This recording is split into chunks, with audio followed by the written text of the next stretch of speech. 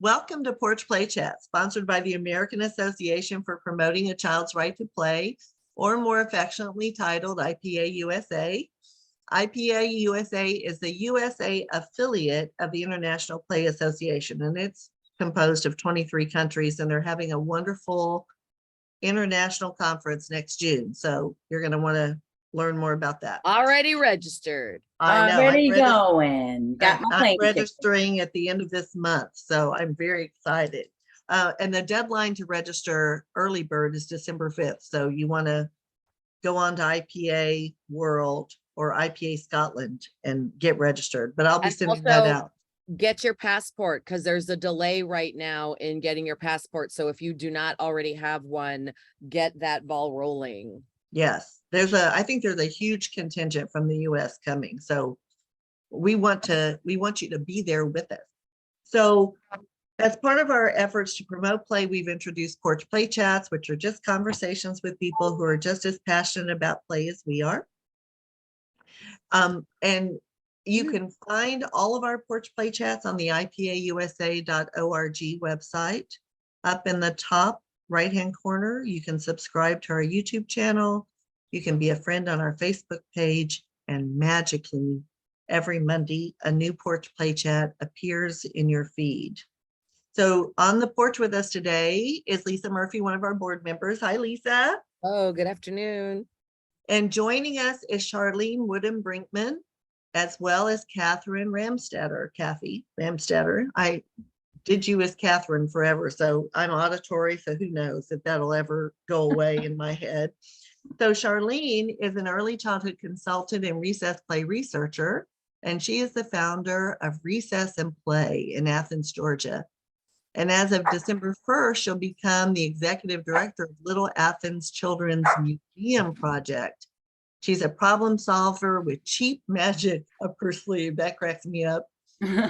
Cathy Ramstetter is a school health consultant with Successful Healthy Children, assisting schools and with wellness initiatives and recess implementation to protect recess for every child. She's the co-author of the American Academy of Pediatrics Policy on Recess, I use frequently, by the way. And she was the founding member of the Global Recess Alliance, which is also something you need to link to, and I'll put all those links into the YouTube channel for this Porch Play Chat, which guides schools to rethink policies and practices for recess. In October, IPA USA was privileged to confer the Doctor of Play Award on Cathy for her lifetime achievement in advocating for the child's right to play. So you put Charlene and Cathy in the same room, and you have pretty high-powered people. They are both consultants with Successful Healthy Children, offering one-on-one services, consulting and coaching for professional or familial needs. They also provide in-person, hybrid, and virtual training and professional development. And together, Charlene and Cathy have a combined experience of 70 years. You're way too young for that to be possible. Of experience in health, wellness, and education. And their work together is grounded in recess. And so those of you who may have heard already Debbie Ray's presentation on her LINK project. This is just another important aspect of why recess is so critical to development. And so we're going to talk today with Cathy and Charlene about, are all recess experiences created equal? No. Yeah.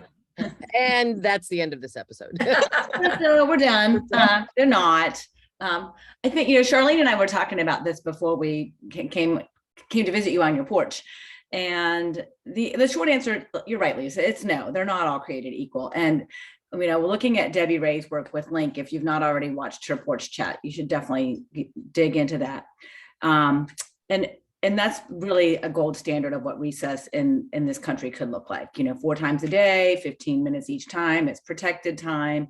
But that's not attainable for a lot of schools for a variety of reasons. But the research shows us that prior to 2017 in this country, recess was by definition by the CDC and the Institute of Medicine a elementary school experience. And we know that you don't just turn 12 or 11 or 10 or whatever age middle school starts or whatever age your school decides to stop doing recess. You don't just suddenly not need breaks, right? So something that Charlene and I would like to talk about today before we dig into the inequity of recess experience is why recess is even important, because I think that if we can't agree to the essential nature of recess in schooling, then of course it's going to be inequitable and of course it's going to be unequal. So what we'd like to do is just kind of take a step back from the question about equality and talk about the benefits and the value of recess for every student, every child, every person in the building. And so Charlene she's gonna give me her little nose and tell me, just interrupt me. Like we normally do. Yeah, like we normally do. For each other. So I'm trying to be very good. Yeah, so I mean, we were talking about the fact that if we're going to talk about the fact that they're not all equal, then we've got to establish the basis of what that means. So, so many people, educators and non-educators, seem to be convinced that recess is for physical activity. And yes, that is true. But the research supports so much more. Supports the fact that children are fidgety once they return from recess experiences. And their memory and their attention is, improved memory, focused attention, all that, of course, is going to lead to more cognitive acquisition. So, looking at that, in the development of those brain connections and the synapses, and Cathy, I'm going to hand that off to her because this is her favorite little sweet spot on this. Yeah, so Bob Murray, my co-author on the AAP policy statement, this really is something that I learned from Bob and learned through the research, that the idea of how our brains work in executive functioning and metacognition, and what we're able to understand better today than we did when Bob and I first started doing this research on and work in recess. The recess as a physically active opportunity in schools, that is certainly very true. It is, I will never undermine that that's of value. I think the challenge for educators and for people who are looking at school as a learning environment, that if we keep recess in this as an opportunity for physical activity, it doesn't lend itself to the same dialogue and conversation with educators who are concerned about that cognitive acquisition, executive functioning, academic achievement, and time on task to not only take in information, but to then utilize that information and that new knowledge. And what the research is showing us in the last 10 years about the way our brains work to take a bit of information from into the brain to short-term memory so that it's then protected for long-term memory acquisition during sleep, is that we need a rest, we need a break, we need a step away from this cognitive intensity to something that allows the memory to be translated or transferred into short-term memory so that it can be acquired later. And I think it could be a mindful break. It could certainly be a classroom level brain break. But the idea that that's enough is not enough. Doing something where you have autonomy and it's play allows the brain to even more fully just take a step away. We're not trying to not think about it because we're so engaged in doing something that we have chosen to do ourselves. And by definition, speaking to the choir here, I'm looking right at Lisa, by definition, play must be autonomous, right? It must be something self-chosen. Now, that doesn't mean you, in a school setting, you get to go choose whatever you want to do, but within the space that's allotted, the children, students, adolescents should be allowed to choose how they will spend their time. And they don't need to do moderately vigorous, that's a mouthful. Moderately vigorous physical activity is beneficial to our bodies. Absolutely agree. But it's not essential for the piece that we're talking about here about metacognition and executive functioning. Moderately vigorous physical activity is not an essential component. It's helpful, certainly it turns the brain on, but you can get some of those same benefits just from social interaction or quiet time doing something that is self-chosen. And so I want to step in because I think this is where we get off track, right? Because right now teachers say, oh, well, we do brain breaks. And so I put on Google Doodle, whatever they are, who are hysterical, the dinosaur stop. I love the dinosaur stop. But that again is a not self-chosen. right. It is physically active. It's funny, it makes you laugh. And it probably helps a little, but Right. it's not self-chosen. And so it's again a large group activity after you've just gotten done with a large group activity, which does give your brain a little break, but not as beneficial as if it's a self-chosen activity. If I had, when I taught kindergarten, 15 minutes in the morning, first 15 minutes, children could do whatever they chose to do. It was, we did that for 15, 20 minutes. So everybody could settle in and say hi to their friends, and that all the lunch counts and all the principal, announcements and the Pledge of Allegiance and all that stuff happened. But it was coming in and getting present. Yeah. In kindergarten, right? Right. But then we had to go outside after an hour and a half of free choice centers where I might have some teacher facilitated activity. We still had to go outside. Right. Right. So I think we've gotten off track with, oh, well, we do brain breaks or energizers, when that's not the same as recess. No, and I think you hit on another piece of it that's really essential, and this is the social aspect, the social interactions. That particularly post-COVID, this is going to be of import. That students being able to engage with their peers in a place that is safe, that is the school setting, that they are able to practice interpersonal skills. Now, we certainly have to still teach them, which I'm going to go back to Debbie Ray's Link project. One of the one of the foundations of Link is that they are engaging in character development, and they're learning the same language so they can talk to each other with empathy and respect and kindness, and they have the same words that they can use. And they do learn that in the classroom, but then when they go on recess, they have the vocabulary, they have the tools to engage with each other. That's not just rock, paper, scissors. Right. That is allowed for it to be peer-to-peer social encounters. And those are skills. I'm going to turn this over to Charlene, because these are the skills that we practice on the playground, we practice on the play space, we practice with our peers, that turn into adult skills that are very desirable. Yes.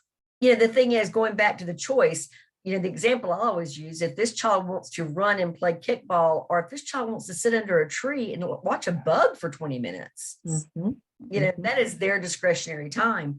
But, going back to the social piece of this, that was the piece that really pulled me in as far as the research, because especially our children in poverty, we're often limiting their choices in this time because we feel like they don't know how to self-negotiate and they don't know how to solve conflicts.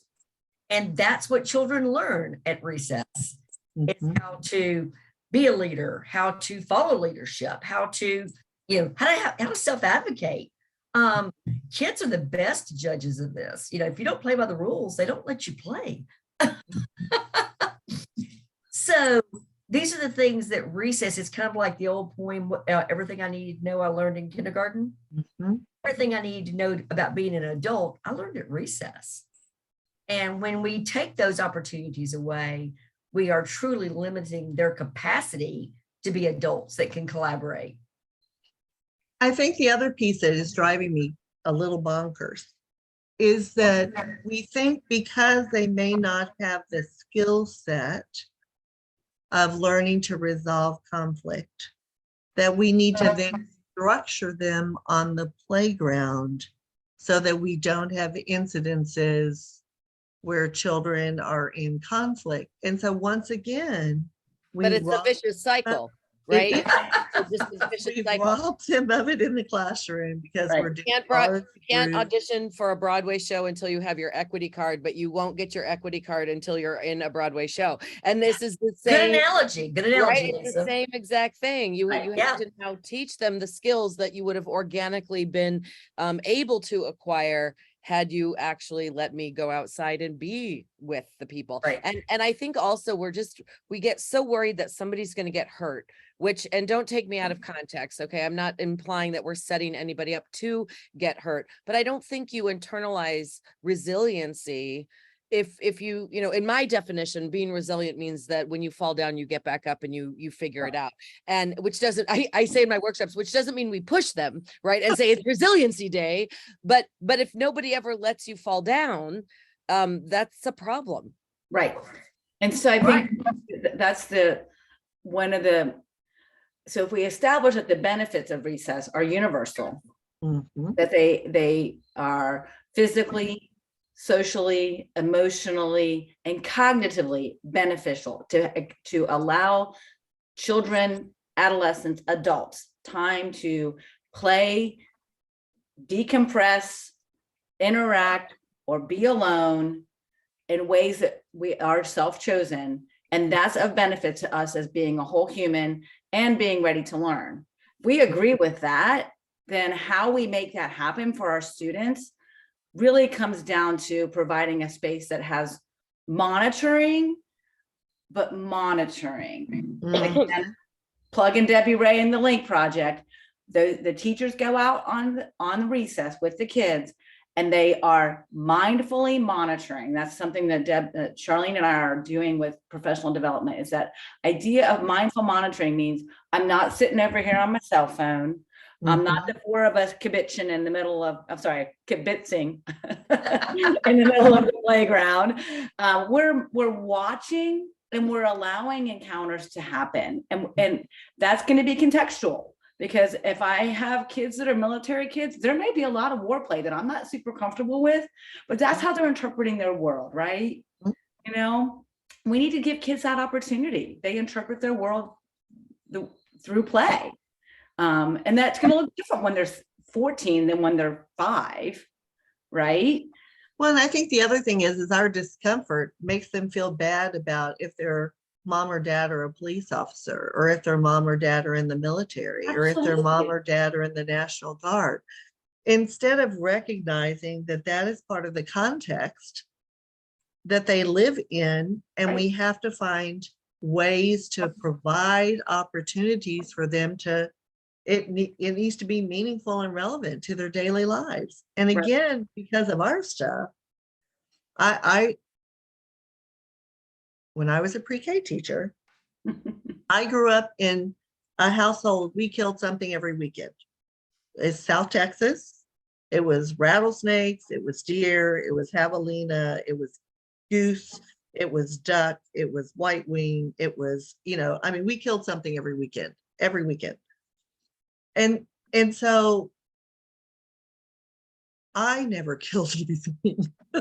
I couldn't, right? But in my home, that was part of our culture. Mhm. When I got into a pre-K classroom as a teacher, people would say, no guns in the school, no guns in the school, no guns in the school. Well, I was in Colorado Springs. We have 5 military installations in Colorado Springs. And so I would say, because they were making guns out of bananas, right? They didn't bring guns into school, but they were certainly using their symbolic play to make them.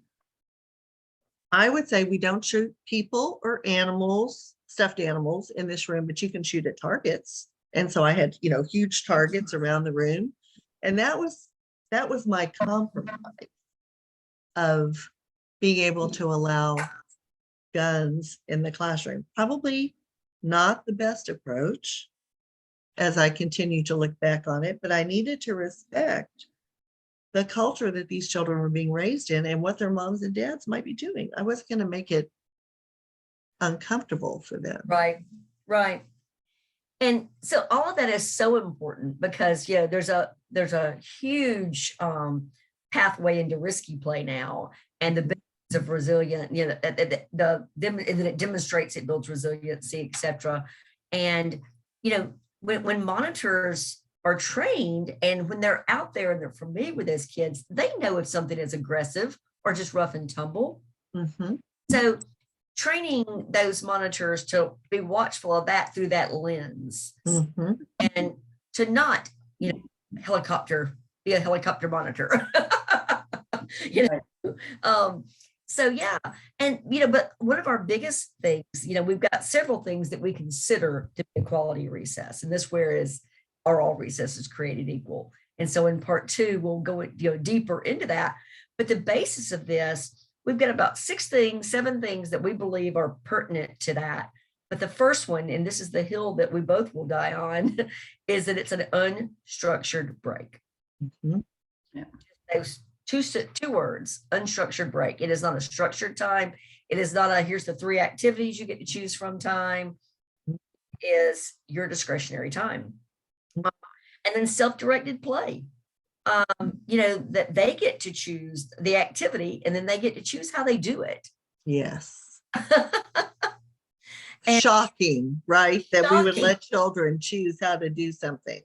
Oh my goodness. Well, and that's going back to when Bob Murray and I were first crafting the AAP policy statement. We had done literature review prior to that. And this was 2010. We were talking about the benefits to the whole child and that it needed to be protected time for the child. It is the child's time. And again, this is under the definition of an elementary school experience, but just translate child up to 18, just like the UN Convention on the Rights of Children. Defines children through age 18. It just took the United States a little while to update our definition in the CDC until 2017. We finally included adolescents in our definition of recess. The whole UNCRC ratification, that's still not there. But if we look at and define children to adolescents, and children is an all-encompassing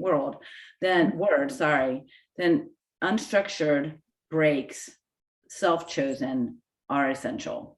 And Yes. it's the child/adolescent's time. And the other components, quality, recess, my brain just went blank. It happens. It'll come back. Just give it a couple of minutes. I'm gonna let Charlene fill in my thought, finish my sentence for me. Say the sentence again. The components of a quality recess, I went whoo, we were talking and I interrupted Well, you. the other thing that we find that is such an inequity is the time allowed for recess. Mhm. And Cathy and Bob did an excellent job of writing the AAP policy and then updating it in 13. And it's currently in revision again. But the CDC added to that wonderful framework that it should be a minimum of 20 minutes daily. Now, I think that all of us in this porch chat would agree that more is desirable. Okay. And more frequent, for sure. More frequent and longer, but at least 20 minutes a day, and preferably more than once a day. Yes. And preferably outside. Yes, please.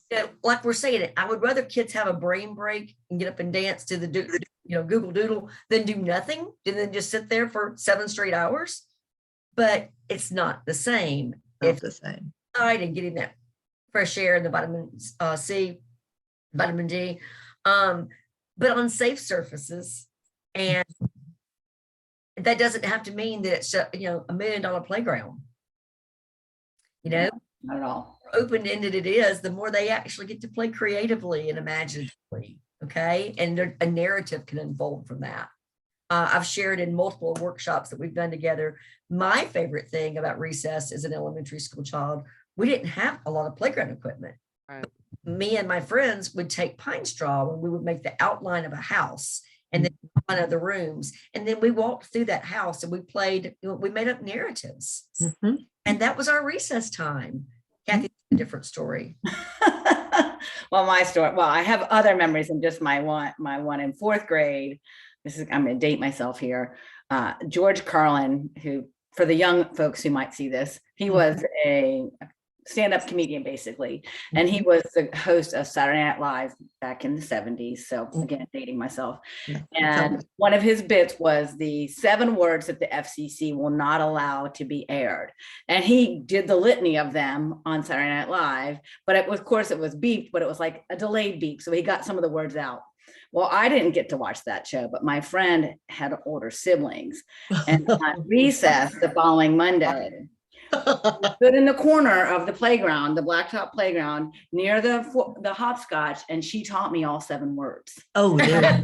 And then we walked around the playground and we thought we were hot stuff because we knew all 7 bad words. And I love that story. To me, that is what recess is about, you know, Yeah. is okay, so what? You learned 7 bad words, you know, but just that camaraderie, the whole, it's just a beautiful picture in my opinion, you know. And the self-esteem that you had with knowing some words that maybe other friends didn't. Yeah, Because an older I person. won't throw my friend Deirdre Sloan under the bus, but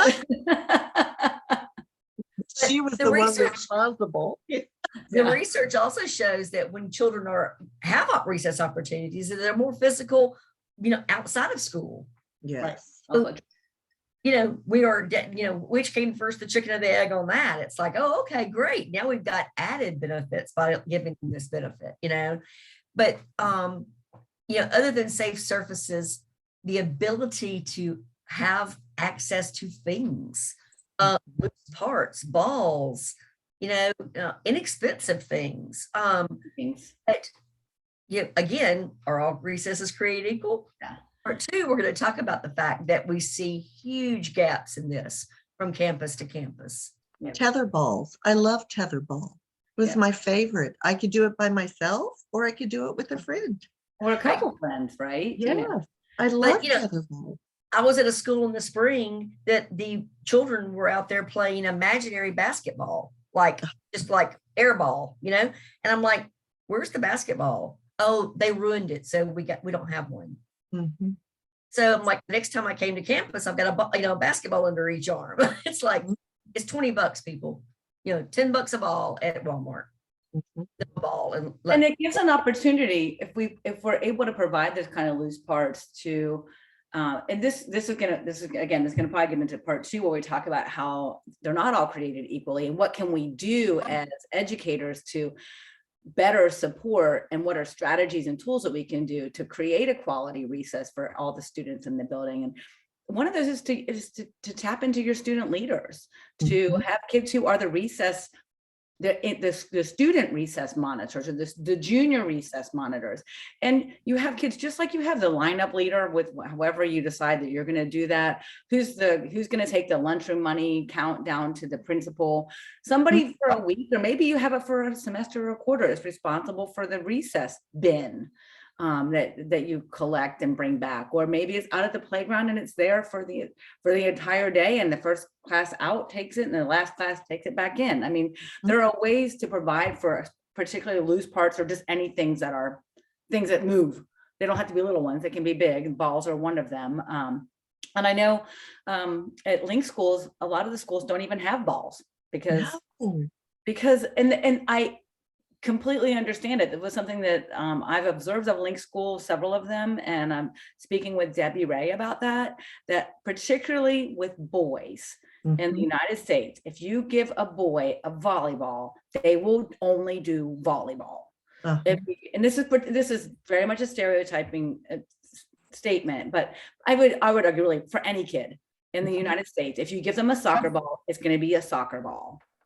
To think that it might be used for dodgeball, for gaga pits or for foursquare or anything other than soccer would not happen. Right. You know, with whatever the ball type is, that's the only thing you can do. And that just minimizes or eliminates the opportunity for collaboration and creative play and rule making and rule bending. And so I understand why balls on playgrounds can be problematic, and particularly in the United States. But if it's just a red playground ball, you might have more opportunity for it to be interpreted in different ways. But other loose parts are certainly valuable and necessary. You can't just have barren landscapes. No. And I know that there were some really progressive schools that I appreciated. That during COVID, when children were still wearing masks and were allowed to go out on the playground, I don't know why they weren't out there all day, because that would have eliminated probably lots of stuff, right? I know, hello, versus in a classroom. Yeah. If they had every child, and I don't know what they look like, but I have heard that this was one approach. Every child had a loose parts box that was labeled with that child's name, so no other people's loose parts would contaminate that child. Oh my goodness, really? Okay. But at least they had something, because they blocked off all the playground equipment. Even if they had playground equipment, they blocked it all off. It was crazy. Crazy. Yeah. So anyway. But we didn't know what we didn't know. When you Yeah. think, you remember, like, they closed the playgrounds thinking that, well, it's gonna live on these surfaces for too long, and this is where kids are gonna get sick. But we realized, I would say, we're still in the peri-pandemic time, right? So this is November of 2022. We started finding out about COVID really in January in the States in 2020. Mhm. But by summertime of 2020, we pretty much knew that it didn't live on playground surfaces, but we still kept kids away from playgrounds. We did. Because secretly people didn't like them in the first place. It It became an excuse, right? Yeah. It became So on that note, I've told this in multiple workshops this year that the school is a castle, and around it is a moat, and there's alligators in the moat, and they really don't want you to come in the castle. So, the alligators are there, and during pandemic, they bought more alligators. Yeah. I mean, they should have been outside for the majority of the day, right? Open the drawbridge, let them out. Yes, because there weren't as many germs outside as there were in that. Well, as a 33-year educator, I can honestly say that I have seen a lot of school districts that I believe secretly in their heart have been thankful for the pandemic, because it's given them another reason to keep parents and community members and stakeholders out.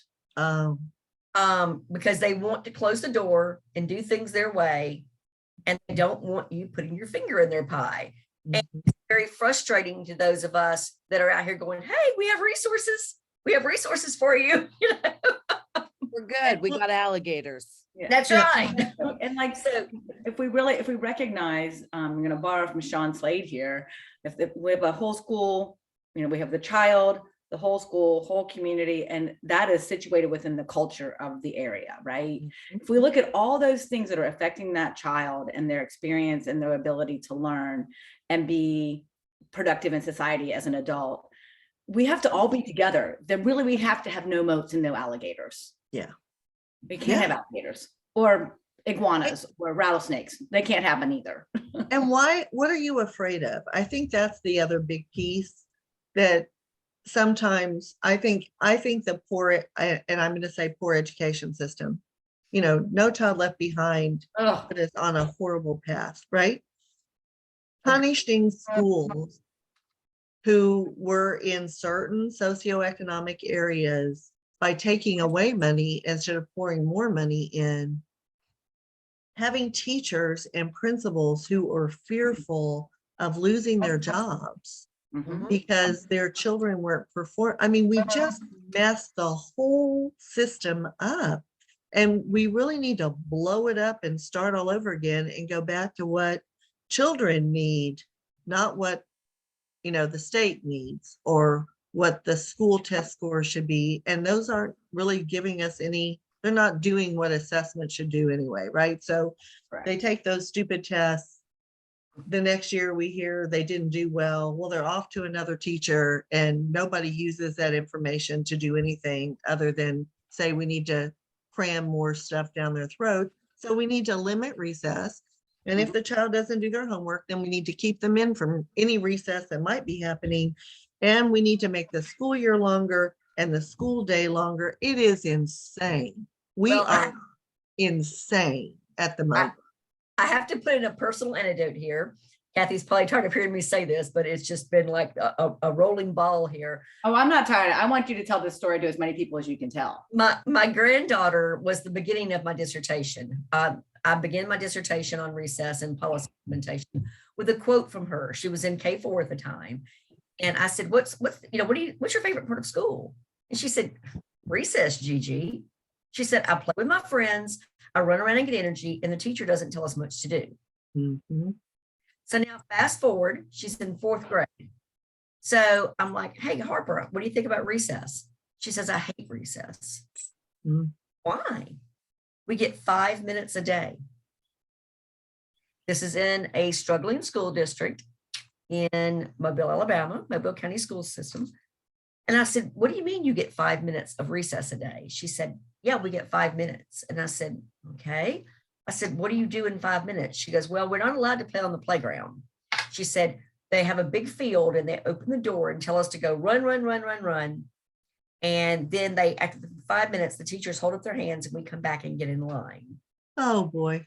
And I said, wow, okay. I said, and my thought was prisoners get more outdoor time than that. Oh, my God. They do. We've looked it up. I've been looking it up. I'm researching, on that. But I was just like amazed and appalled and shocked and saddened. But she is going, I'm presenting at NAEYC on this Friday. I'm not sure when this is airing, but on Friday the 18th, I'm presenting my research, and she's going with me as my co-presenter.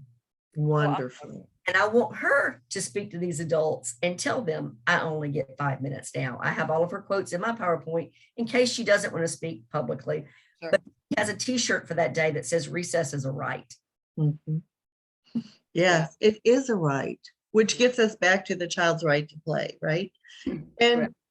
and if we were to go back and interview all those principals and those superintendents and those policymakers who are creating this environment where play is absolutely forbidden because we have to catch them up, especially after COVID. That's just driving me even crazier. We have to catch them up instead of letting them do something they haven't done in 2 years, which is work, socialize with their peers.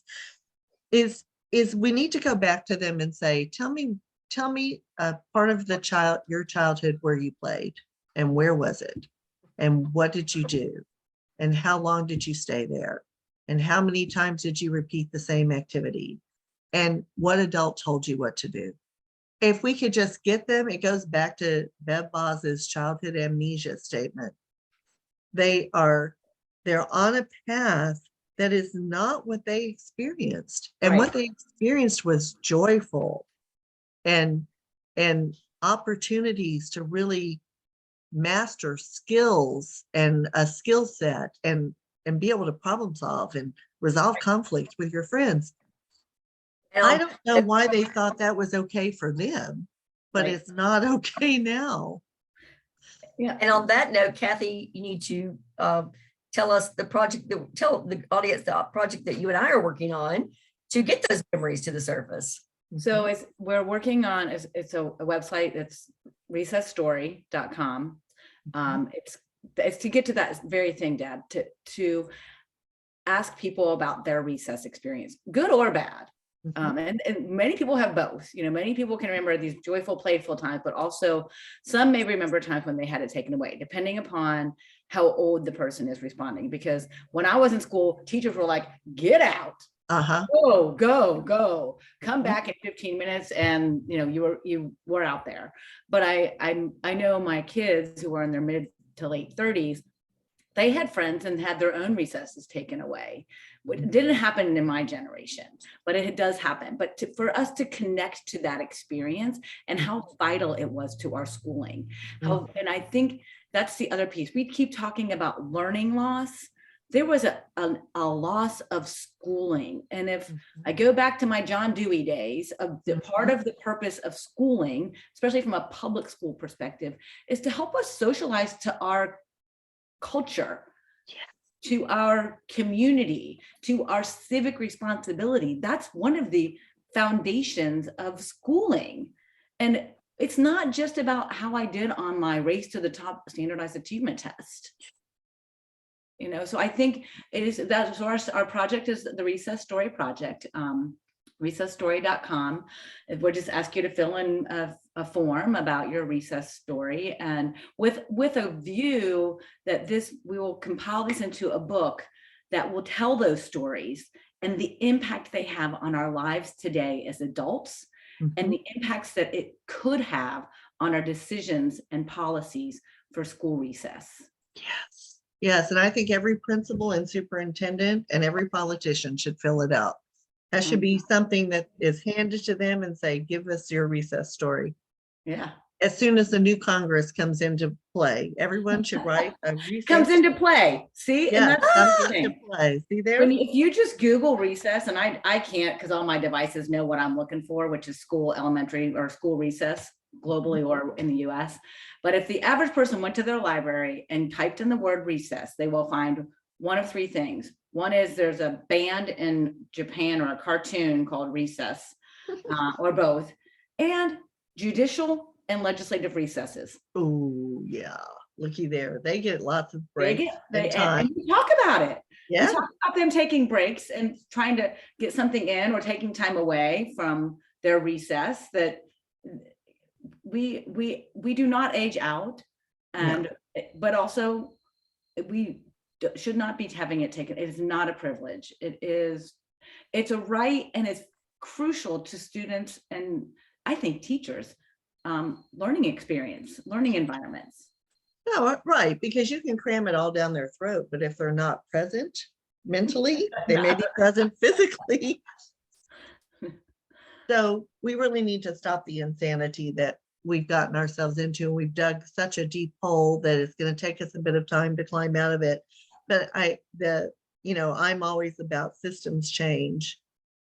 It's the people who are making the policies who are forcing it down versus the people from the ground up. So we have to change the perspective up here so that we can make a difference down here at the bottom. And so those are all things that we have to, that's why we do this work. We have to continue to advocate and force ourselves in to situations. But if we make it just as we expect it to be made relevant to children's daily lives, if we make it relevant to their lives and their experiences and what they did when they were little, it will, I think, give us the impetus we need to begin to say, so why isn't this available?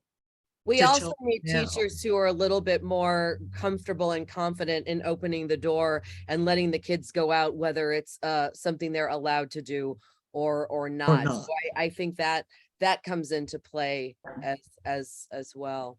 But you're probably not going to be inclined to do that if you don't have that memory for your own self. And one of the things that is a reoccurring theme here with the people on the porch is that you can't give back what you didn't get unless you've actually intentionally decided to add that to your metaphorical tool belt, right? So you have young, new early childhood people coming into the profession who grew up in, 12-hour day childcare situations. They didn't have recess. They didn't have any outdoor playtime. They didn't have free time to play independently, to make those choices, to have that autonomy, that self-directedness. And so, really, I think it's a valid question, is how do you actually set up an environment where you are a facilitator of that when you got nothing. Right. Yeah. That's something that I have thought about, is that not only are the kids that are, you've got daycare, I did home daycare years ago, and I remember the kids that I had in the summer that were in daycare during the school year. Every 15 minutes, they were asking me, what are we going to do next? And yes. Oh my God. Same thing you were doing right now. Go out in the backyard. I don't know. Yeah. But we have so many educators in K-12 who were educated their entire education in No Child Left Behind. Yeah. Yes. The dependency on standardized testing as a marker that's valid. And I'm cringing saying that word in the same sentence because I don't think it's a marker that is valid at all. It's certainly NWEA, whoever the assessment companies are, if they see me say that, will probably be like sending me like blackball list or something, but it's not a valid marker of growth and learning. And but I think about the educators in the classroom, especially new, may not have been, likely did not experience a lot of formative assessment in the classroom. So they didn't see it to model it. And were they even trained in those tools during teacher prep? Right. Well, they are in my classrooms, but It's like the saying, because I'm dealing with the No Child Left Behind test anxiety kids. Mhm. That's who are in my college classrooms right now. so So it's like the saying, you can't be what you haven't seen. exactly. And I think it applies in this situation. And the work of Walter Drew, he taps into the fact that his research shows that teachers who do have a background in play and teachers who currently play, who take those recess breaks, who travel, who are playful people, are more likely to support play for children.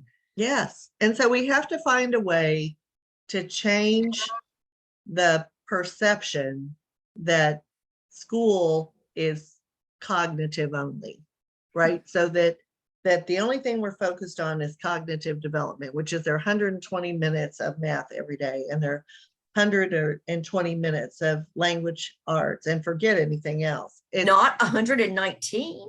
Oh yeah. Oh my God. And let it be integrated with other subjects. Have you lost your mind? Blasphemy.